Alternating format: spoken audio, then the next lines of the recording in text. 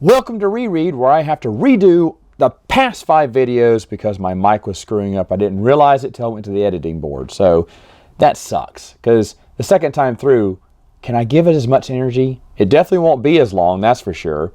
All right, so here we go. Hate repeating myself, but I have to because the mic was really bad. All right, the first one I'm going to talk about like 4 different books here, 3 comics and 1 kid story. First one's called X-Wing Rogue Squadron, the special edition. This was from a cereal box, I believe. Ryder Wenham told me that it took him 2 weeks to write it because he was told last minute to write a comic book. They didn't have to, but they decided they wanted to. So for like a free, X-Wing comic book, it's actually pretty good, even though there's not much of a story here. Basically, Wedge, Antilles, and Rogue Squadron are on a mission to kind of save the planet from Imperial rule. There's a bunch of TIE fighters on the ground all lined up in a row, and the TIE fighter pilots are trying to make it there. And if the TIE fighter pilots get to their TIE fighters, then we're going to have a big dogfight. It's going to get ugly. But Wedge does some quick thinking, and he shoots this little tower or monument and blows it up, and it kind of falls like a tree and smashes all the TIE fighters, thereby making the conquest of the or the takeover of the planet from the Empire that much easier. He's a hero to Rogue Squadron, but when he lands, the people of the planet are not happy because that monument meant something to them. And they think Wedge is, careless and destructive. And is this what the rebellion's all about?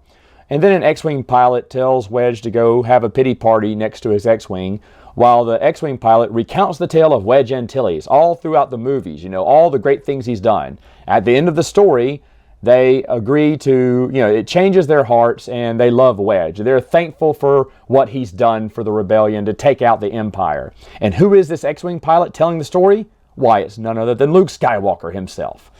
It's a fine little story. Again, something that was free from a cereal box.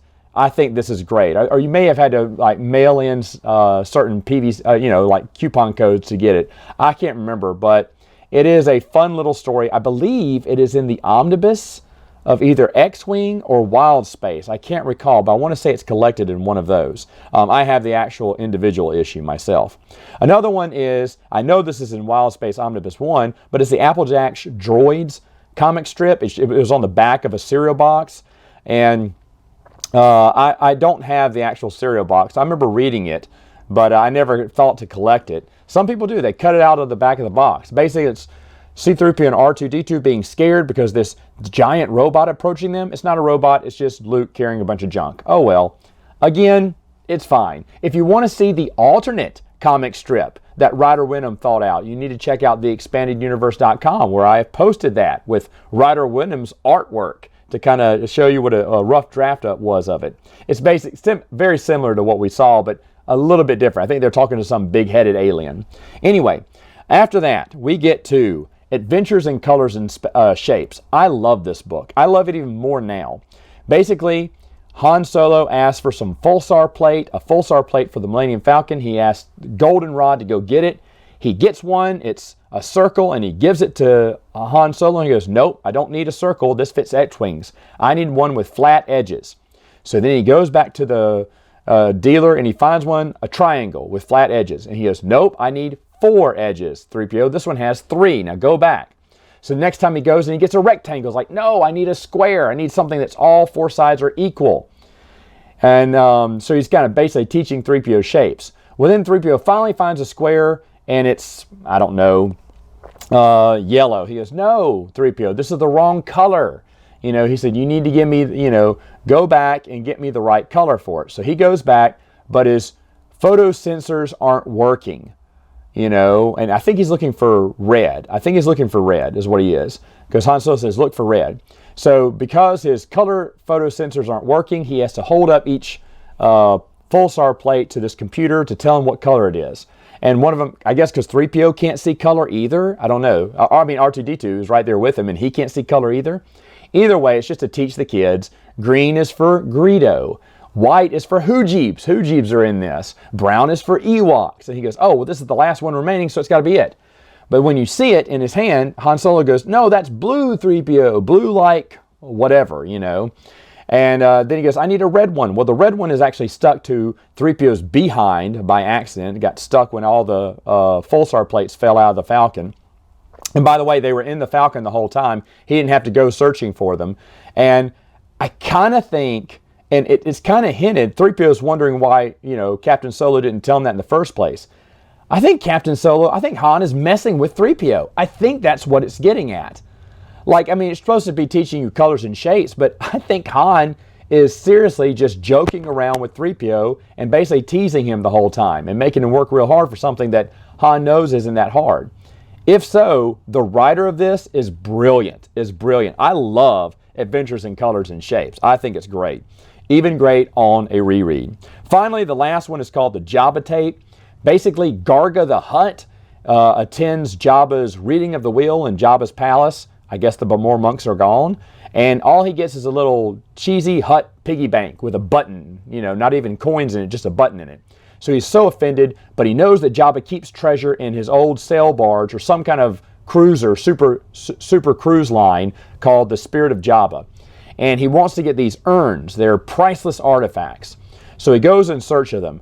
Unfortunately for him, Big Jizz and Spiker have found it first. They're going to kind of see what they can rob from Jabba the Hutt, and they find this cruise liner. Now, there's this little creature called Onion, who is telling them, hey, Jabba's going to be really mad if you take his ship. They went, he's dead. He went, I wouldn't make him mad even after death. And because Onion knows that there is a Jabba tape, a recording on the ship, that if it gets stolen, you need to ask for the password. It's kind of like a holocron. The image of Jabba can interact with whoever's piloting it. And if you don't give him the passcode, which Jabba says, you don't have the passcode, you're just trying to steal my ship. Well, then he steers it back around to Tatooine. It's on an established route. Well, Gorga has sent out ships to, confiscate the Starliner, and they're shooting the engines out because they don't know where it's going. They just see it's running. And since they can't deviate course, and there's poison gas being poured into the vents due to the Jabba tape, Spiker and Big Jizz are just trying to stay alive. Well, Onion decides that he may die too if this goes on for too long, so he gives the code, and the Jabba recording goes, oh, you traitor, but I must obey the codes. So then they get control of the starship. Well, Big Jizz doesn't understand. He thinks all the stuff in the cargo hold is worthless. Well, he's going to teach that Hutt a lesson, so they kind of swoop low over where Gorga is and then dump all the contents of the Starliner, and all these precious urns smash to the ground, costing millions of dollars, and he's just so upset by it. And he doesn't want the Starliner because the engines are kind of blown out anyway by this time because they've shot him up so bad. That's not even worth getting. Well, Big Jizz and Spiker crash in the Tatooine desert and then have to walk home with Onion. And, it's just kind of a, one-off adventure, random adventure. It's okay. There's nothing great about this. A lot of people love Big Jizz and Spiker. A lot of people try to build them up to get Star Wars fans to care about them. But I don't think there's anyone who cared about that swoop bite gang from Shadows of the Empire, no matter how many times they get mentioned. They are in so many stories in the EU, but yet, to no avail, no one picked up and became a fan of them. Only the writers who put them in to their stories love them. All right, folks, that's it for now. See you next time.